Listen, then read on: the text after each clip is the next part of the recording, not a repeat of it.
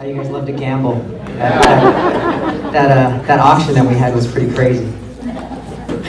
Well, my name is Mukai. I'm here to talk about how to use the legal loopholes of Chapter 13 bankruptcy, loan mods, and debt settlement to achieve your goals. Can I take a quick poll? How many of you do short sales in the room? Okay. And this is interactive, so feel free to ask questions. If not, myself. And let me introduce my paralegal, Danny Velasquez. Can you stand up? Danny's very knowledgeable as well about all these things, so if you have questions, you can talk to either of us. So let's get into it. Okay, what we're going to talk about is we're going to talk about how to get your clients to make a quality decision whether to keep or sell their home. I know the biggest issue in short sales is clients are torn. One spouse wants to keep, one spouse wants to sell. Are you on their team? Which I'll get into in a little bit. Secondly, how to establish client accountability and control during the short sale process. I'm going to talk about client control because I think that's the number one thing lacking with realtors in the short sale market is you want them to know you, to trust you, but then you want to be able to tell them what you want to do and for them to say yes. I use the analogy of you go to a doctor's office, you go when they tell you to go, you sit in their waiting room for 45 minutes, you go see their nurse, you see them for 5 minutes, then you pay whatever they tell you to pay and you don't ask any questions. That's client control. And I think the same thing should be true in the real estate market. Instead of you calling the client back for 6 months, hoping that they're going to work with you, afraid to get them mad so they don't go with somebody else.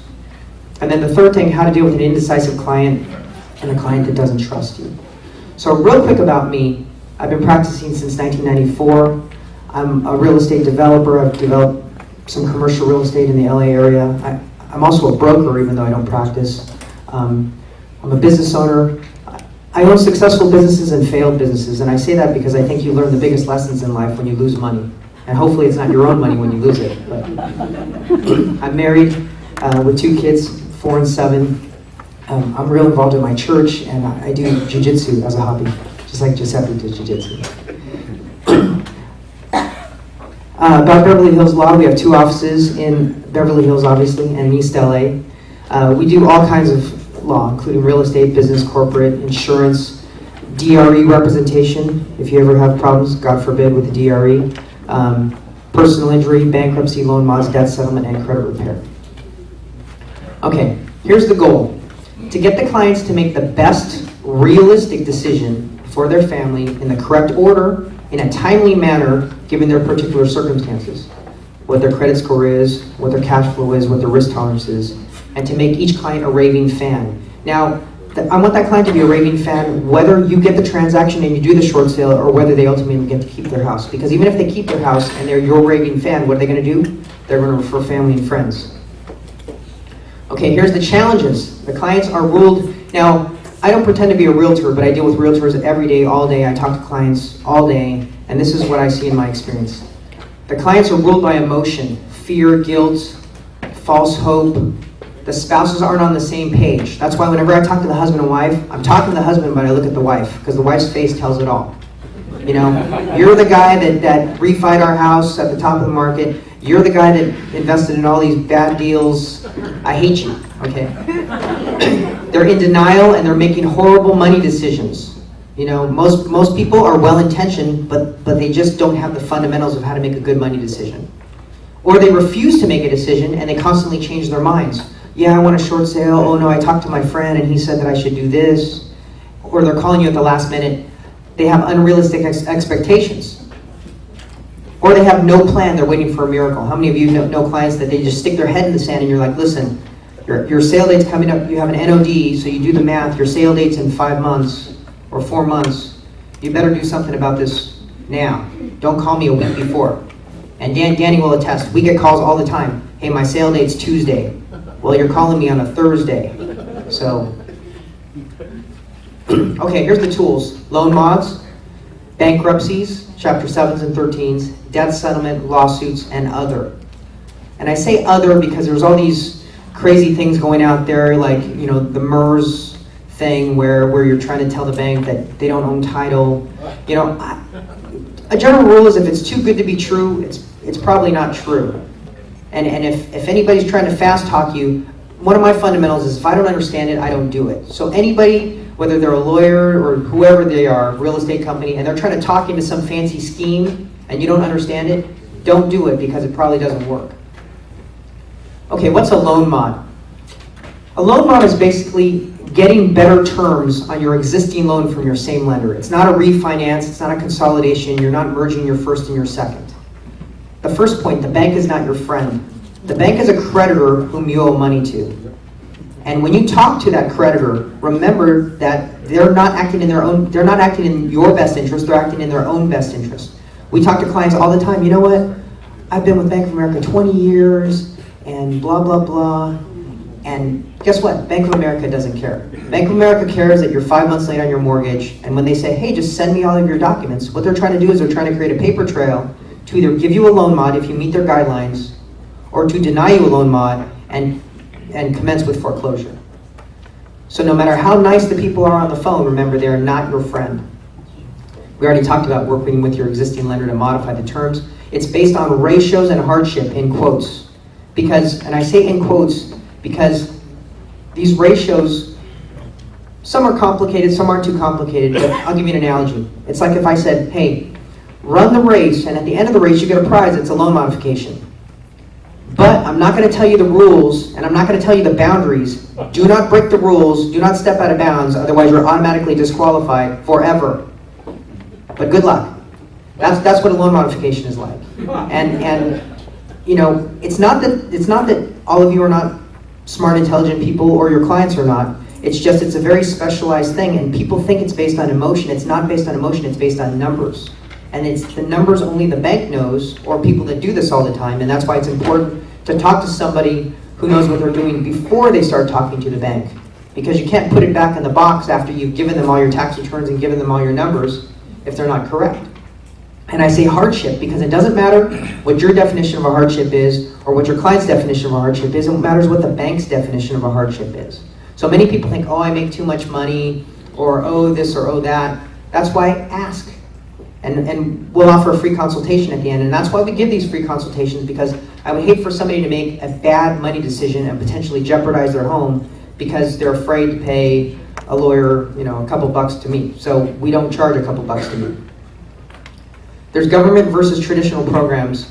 Now, you know, we started doing loan modifications at the beginning of 08. We call those the Wild West days, because that's when there was really no regulation, and we got these screaming deals. I think we got $400,000 principal reduction on a loan, you know, and then we got arbitrarily denied for no reason. People make the mistake of thinking that, oh, it's Bank of America, it's Chase, they must know what they're doing. Guess what? A lot of times they don't know what they're doing. And you'll have one department sending correspondence that says this, and another department sending correspondence that says exactly the opposite. So don't assume that the bank knows what they're doing just because they're a bank. Relationships matter. We have relationships with all the major banks, including Chase, B of A, One West Bank, Citi. We deal with all of them. But I think that, and we have a different procedure for dealing with each one, depending on the relationships we have, and more importantly, who the investor is. You know, you got to remember the banks are servicers, but Bank of America has many investors under their umbrella, and you may have one investor, Fannie Mae, Freddie Mac, that deals completely differently with the same situation than another investor, a private investor. Lastly, this is important for all you realtors, beware of giving legal advice. Because as you know, clients are your friends until they're not your friends anymore. And when they're not your friends anymore, what are they going to do? They're going to sue you, because if something goes wrong, it's easier to blame you than blame themselves, or blame their wives, or blame the bad decisions that they've made for the last 5 years. They're going to blame you. And if you give advice, no matter how well intentioned, you and your broker are on the hook. And that's not only civilly, but you know, now they call the DRE on you, and that's a whole other can of worms. Okay, let's talk about bankruptcy. And obviously, in the couple minutes I have, I don't mean to be exhaustive on these topics. Chapter 7 is a liquidation. If you don't make over a certain amount of money, you don't have over a certain amount of assets, you file in Chapter 7, and it liquidates all your unsecured debt, your credit cards, your medical bills, deficiency judgments on cars that got repossessed. Those are unsecured debts. I want to talk a little bit about a Chapter 13, though, because a Chapter 13 is a powerful tool to stop a foreclosure sale date. I'm not advocating, my last point here, I'm not advocating for filing phony Chapter 13s, okay? If they don't have a legitimate need to file a 13, You may be doing them more harm than good by filing phony bankruptcies or putting their cousin on title, all these other tricks that people are doing, because the banks are smart. They understand you're doing these things. And if you're going to jeopardize your clients' long-term goals by buying them a couple more weeks in their house, it doesn't really make sense. But a couple advantages to a Chapter 13, besides stopping the sale date, there's something called a lien strip. And I'll go into an example later on, but if you owe $400,000 on your first, and now your house is worth $350,000, and let's say you have a $100,000 second. In a Chapter 13 bankruptcy, we can take that $100,000 second and we can strip it off the title of your house. So now that $100,000 second becomes unsecured, just like credit card debt. Now when we enter into the Chapter 13 bankruptcy, let's say we have a 0% plan.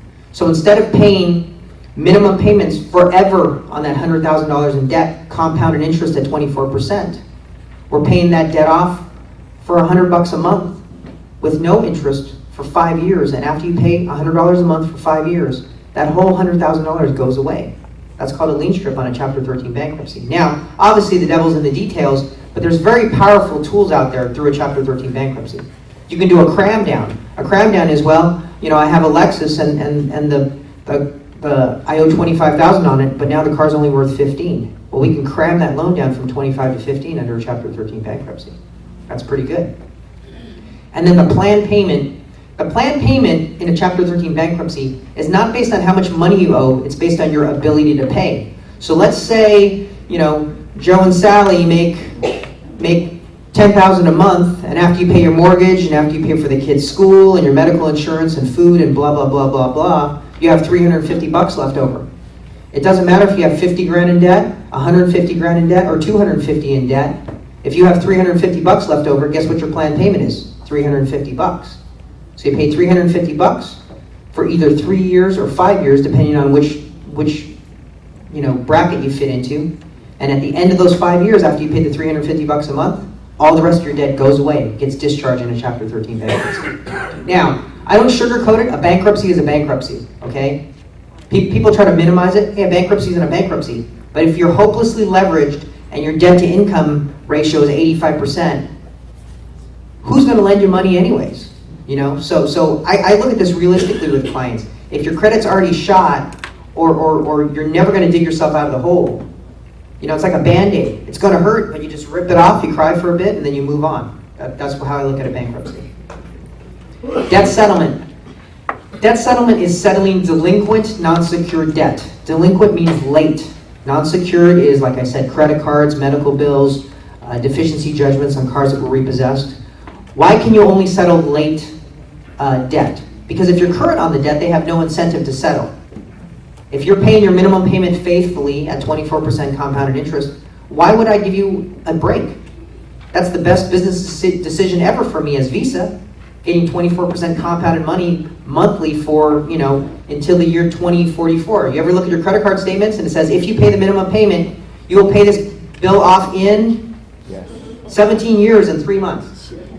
Why wouldn't I take 24% compounded interest for 17 years and 3 months? So it's bargaining position. And again, I don't sugarcoat this. If you're late on your credit cards, it's going to affect your credit. However, if you're never going to pay this off, given your W-2 job of $14.50 an hour, and you don't want to file bankruptcy for moral reasons, or maybe you have a piece of property that's free and clear, other reasons why you can't file bankruptcy, you should consider debt settlement as a good alternative. Now, there's pros and cons. It's not my job as a lawyer to solve all the client's problems. It's my job to fully inform them of the pros and the cons of each argument and have them and their spouse make a fully informed decision. And I think that's a good tip for all of you as realtors. A lot of times, we want to help, we want to solve their problems. Sometimes people spend the last 10 years getting into their problems and we want to go solve them with a couple of meetings.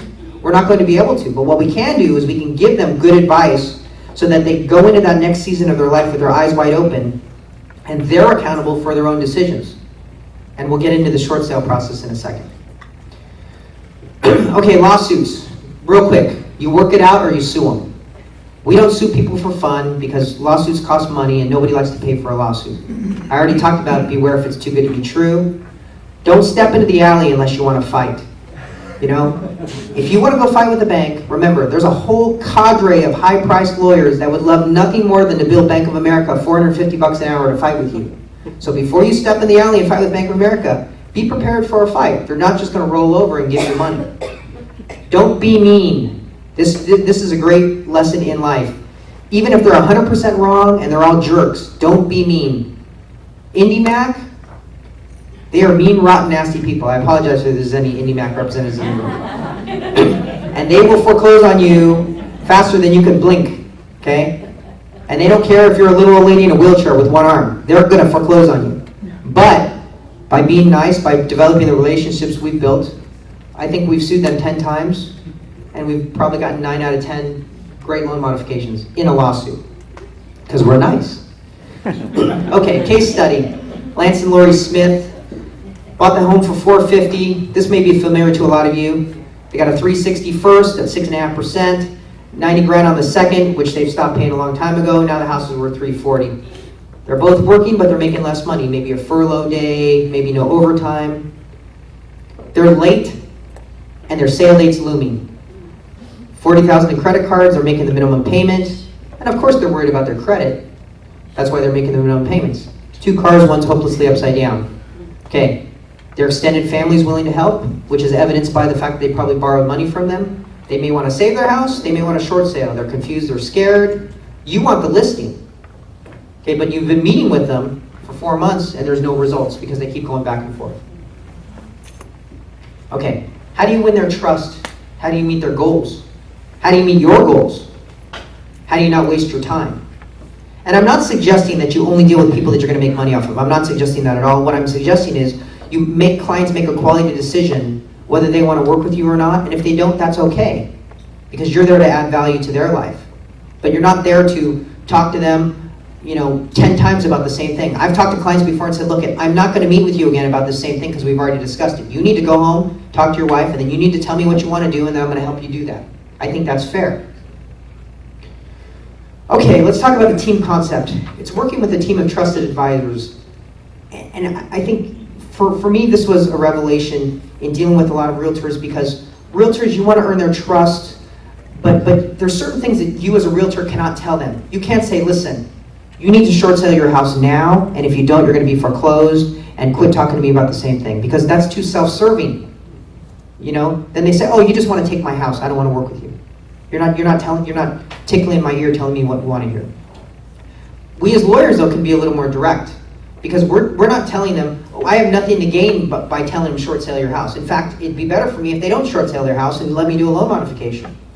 But I feel the best way to do it is direct. If they don't have a chance of loan modification, you just tell them you don't have a chance of loan modification, because they're going to be happier in the long run because you're not wasting their time. And as we know, the banks are changing their guidelines. Gone are the days when you can spend 2-3 years flying under the radar not paying your mortgage, right? You know that.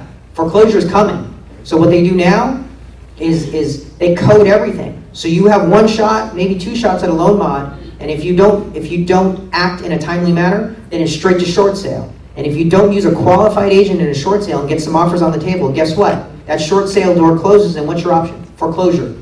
That's not an option for most people. So my job as a lawyer is to say, listen, let's sit down and let's look at the options. Is a loan mod possible?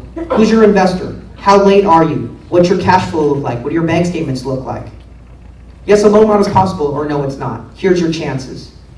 If it's not, then it's my job to turn it back over to you as a realtor, who's another leg of the team, and say, you need to trust Mr. Jones because he's acting in your best interest. Because do you want, okay, loan mod is not an option. I'm telling you as a lawyer. Now your options are short sale or foreclosure. Which do you want to choose? Some people say foreclosure. I want to ride it out till the end. Okay, that's your choice. I don't recommend that, because nobody wants to live in that property an extra 2 months when they're afraid to answer the door. They're looking out the window to see who's on their lawn taking pictures of their house. It's shameful. But again, you put it back on the client so they can make that decision. And then a CPA, okay? The CPA's job is to answer the tax questions and to make sure that the dollars and cents really flow. Talking about the realtor, I refer to them as the quarterback because they handle the plan. When the client comes and meets with myself and you as the realtor, we talk about the plan. And then everybody's job is to execute that plan, but you follow a clear set of directions and timelines as agreed by the client. So there's client accountability. Listen, client, based on your information, we'll try a loan modification. But if it doesn't work by this time, the prudent thing to do is list your property for short sale. I don't want to do that. You don't want to do that. But if you want the best chances of not going into foreclosure, not getting foreclosed upon, this is what you need to do. Do you agree or do you disagree, Mr. Client? If you disagree, why? Give me good, valid reasons why. Most clients don't have a valid reason why. They just have this feeling, okay? Or they have misinformation. Well, I talked to my cousin's boyfriend's hairdresser and they said that they did this. Well, that was in 2008 with a completely different bank, with a completely different investor. Okay? Let's analyze for a second. How does the client see you? Do they see you as their hero? Do they see you as a predator that's trying to come in and take their property? Are you on their team or are you on your own team? I think this is crucial on how you position yourself with the client and how you set yourself apart from your competition. What are the client's goals, hopes, fears? These are some of the things we talk about in the initial consultation. The why behind it. What's the plan? What are the boundaries? I think a lot of clients need boundaries. They're just used to acting emotionally and doing whatever they want to do, and somebody needs to sit them down and say, no, that's not acceptable. That's not acceptable to say you want to do a loan modification, but then refuse to give me any of the documentation to back that up. I'm not going to accept that as a professional. And I think we need to hold these clients to these standards so that we're not wasting my time, we're not wasting your time, and we're helping them achieve their goal. Okay, so let's get into Lance and Lori. A loan modification, is it possible? They have Bank of America? Yes, maybe. We have a great relationship with Bank of America. The good thing with Bank of America is if you're reasonable with them and you get them the package on time, they will stop a sale date. They're not like IndyMac. Then you analyze their debt. Okay, their second, I'm sorry, we'll get into second in a second. Their debt, they're $40,000, they're making minimum payments. Are they ever, my question to the clients is, if everything stayed the same, what are your chances of paying off that $40,000 debt in the next 5 years? That'd be 0% chance. Okay, well now we know where they stand. Because if you're going to go bankrupt now or in 5 years, the only difference is you've paid minimum payments for 5 years that have done you no good. As much as nobody wants to go bankrupt. Okay. I lose track of time sometimes, sorry. So, then we go into the Chapter 13 discussion and see if it's worth it for them to repay. Now their arrears, they'd have to repay their arrears at $460 a month, but if you add up all their unsecured debt and their second, it may be still worth it to file a Chapter 13 bankruptcy, because they could strip their second off the title. A lot of homeowners, they don't like the idea of being in a house that's upside down. Even though they can afford it, psychologically, they don't like paying on a house where they owe $5 and it's only worth $350. Stripping the second off gets rid of that barrier, okay? Okay, let's talk about the realtor as the hero. Because the numbers work or they don't. If the numbers don't work, then you short sale. It's simple. We set the urgency, and you as a realtor, you're in control. Clearly defined timelines for the client, and the expectations are clear. And now the only option becomes short sale. If the loan mod or the bankruptcy is not going to save them, the only option becomes short sale versus foreclosure. So it makes it easy for the client to make up their mind. And lastly, the client's in the mode of action, and I think that's the most important thing. So how do you maximize your team? You get them involved early, you distinguish yourself from the competition through the use of strategic planning, you gain client control and make each client a raving fan. And then here's our offer. We will give any of your clients a free 30-minute consultation. We'll talk to them about what their options are, whether they have a chance at a loan mod, bankruptcy, debt settlement, or how we can use a combination of these strategies to help them. Then what you do is you pass them off to us, we do our thing. If the loan mod, and by the way, we fully disclose. We don't overpromise, we don't say it's going to be quick or easy. If somebody does a loan mod with us, they know the real deal. If the loan mod works, then that's great. If it didn't work for whatever reason, then we pass it back off to you, and now the client's ready to short sale. So with that, Danny and I will be here afterwards. I thank you for your time. Thank you.